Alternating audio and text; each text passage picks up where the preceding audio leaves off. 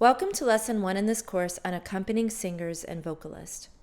Moving from playing solo jazz piano to accompanying a singer can be a daunting task for many musicians. So we're going to start this course by outlining the difference between the human voice and the piano. We'll then move on to a number of important considerations that you should keep in mind whenever you are working with a vocalist. The information covered in this lesson will give you an idea of what is expected of you as an accompanist.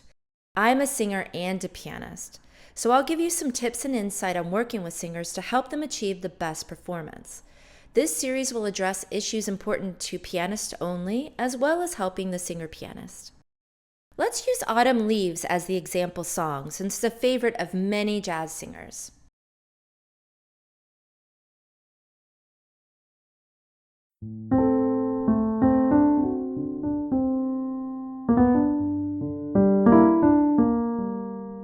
The autumn leaves drift by my window. The autumn leaves of red and gold. I hear your lips, the sunburned kisses, the sunburned hands I used to hold. Since you went away, the days grow long, and soon I'll hear old winter song. But I miss you most of all, my darling, when autumn leaves start to fall.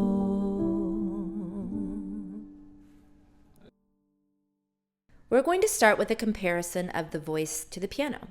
The voice as an instrument has a limited range in comparison to the piano's massive 7+ octaves. Now, some singers do boast a 5-octave range, but it's much more common for singers to have between 2 and 3 octaves. I'll now demonstrate the ranges of the different types of singers. This is a range of a bass. This is the range of a baritone.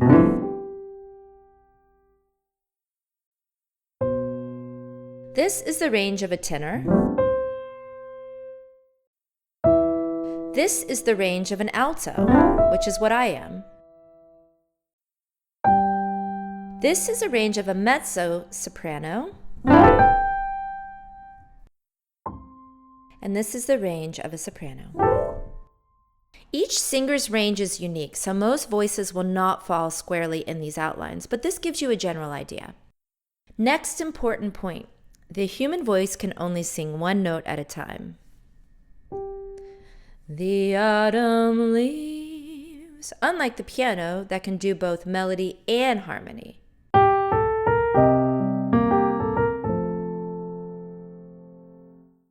Now, Mongolian chant is one exception. They've mastered a technique of strengthening harmonics to bring out more than one tone.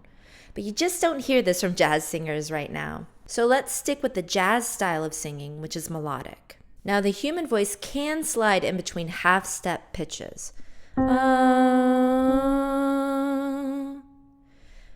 This is a blessing and a curse, as it's the reason that singers go flat or sharp so easily. When a slide is possible between half steps,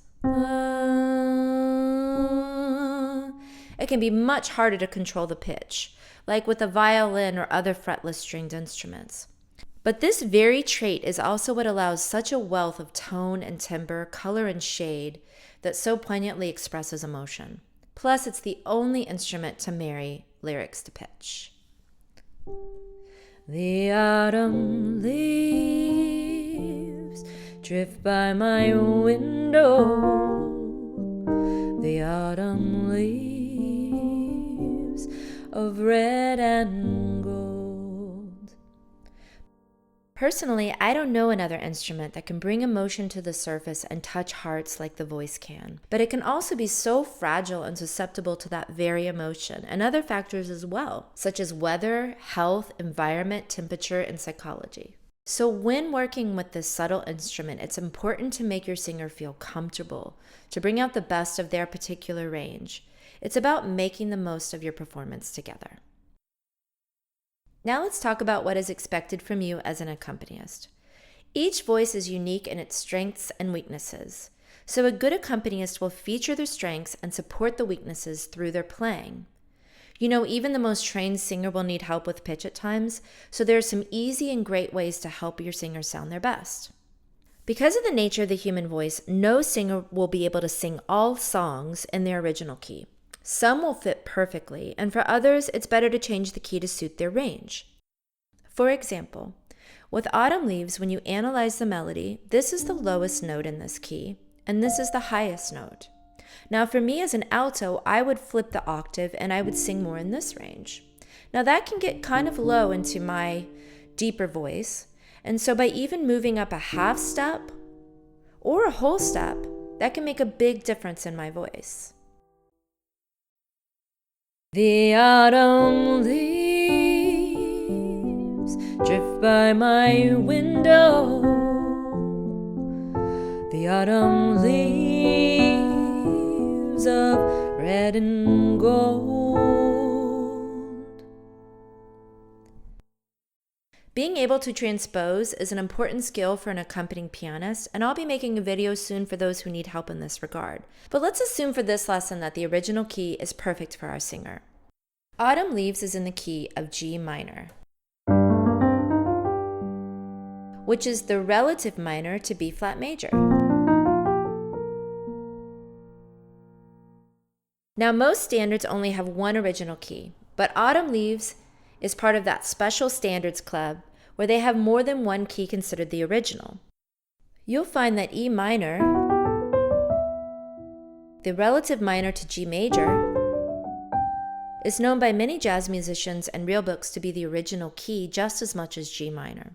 So this standard actually gives singers a choice of original key, and it's one of the reasons singers love this tune. B flat major tends to be a super fun key for bluesy and jazzy altos, which I am. And G minor is the relative minor to B flat major. So let's use G minor as our key. Now as an accompanying pianist, you want to follow the interpretation of the singer. A major component of that is style. Autumn Leaves is a great example of a song that can be called in a lot of different ways. I've heard it as a ballad. The autumn leaves drift by my window. The autumn leaves of red and gold. I've heard it played Latin. The autumn leaves drift by my window. The autumn leaves of red and gold. And also medium swing. The autumn leaves drift by my window. The autumn leaves of red and gold. These three styles, ballad, Latin, and medium swing, are the basic feels you will be expected to be familiar with as an accompanying pianist. Another component in this interpretation is the tempo. Many great jazz standards are very fun to play fast, but it's impossible to sing certain lyrics at uber speeds as well as sounding kind of silly. Also, going too fast or too slow can make the breath work of a singer very difficult. Your singer will count you in at the tempo they like. 1, a 2, a 1, 2, 3, 4. For less experienced singers, it's a good idea to ask questions before you start if anything is unclear. This will help them to understand the information you need to make their singing shine.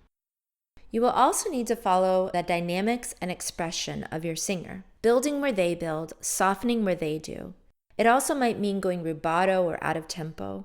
Often these modes of expression are more tied to the lyrics rather than following the typical form, so you want to stay ready for any unexpected changes. Since you went away, the days grow long, and soon I'll hear old winter song. But I'll miss you most of all, my darling, when autumn leaves start to fall.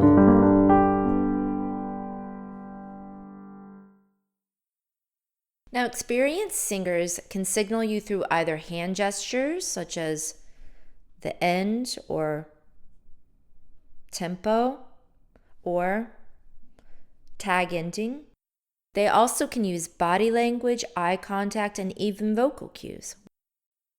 Now let's discuss the importance of the introduction. Your introduction sets the mood and tone for the performance, as well as establishes the key for the singer. It's essential to get this right when working with vocalists, so here's some tips to ensure a successful start. Playing some or all of the melody in the introduction is very important. Most singers do not have perfect pitch and often are singing one song to the next in a lot of different keys. Therefore, it's a good idea to give them the melody in the introduction.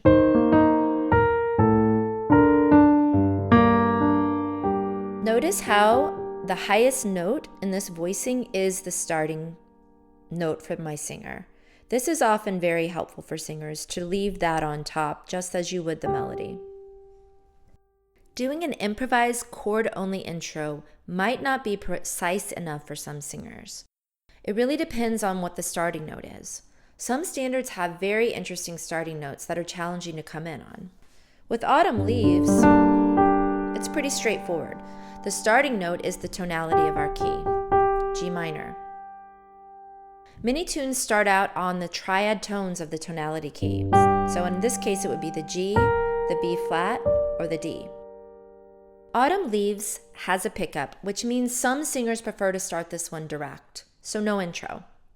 Your singer will count you in at the tempo they like, but before that, you want to either give them the starting chord or the actual pickup melody line. Doing the actual pickup melody line in relation to the starting chord is also a wonderful way. And it's really not hard to play it lightly without anyone else noticing in the audience or in the background, just as long as the singer can get it in their ears. 1, a 2, a 1. The autumn leaves. A quick note on octaves. For many singers, you can give them the starting note in any octave, and they'd still be able to find it in their range. The autumn leaves. But for others, you want to give them the exact starting note. They'll need this because it can trip up a singer sometimes to give it in a different octave if they're not quite sure of their range. The autumn leaves. A final consideration is the volume. Some singers have more natural volume, others have quieter, sweeter voices. It's up to the instrument to adjust their volume to the voice level.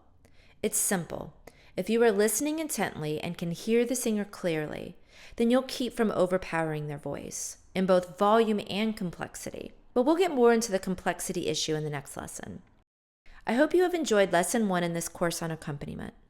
We've covered the fundamentals of working with vocalists. In Lesson 2, we will outline the key elements of an effective accompaniment and explore your role in terms of melody, harmony, and bass. If you have any questions, you can drop it in the comment box below.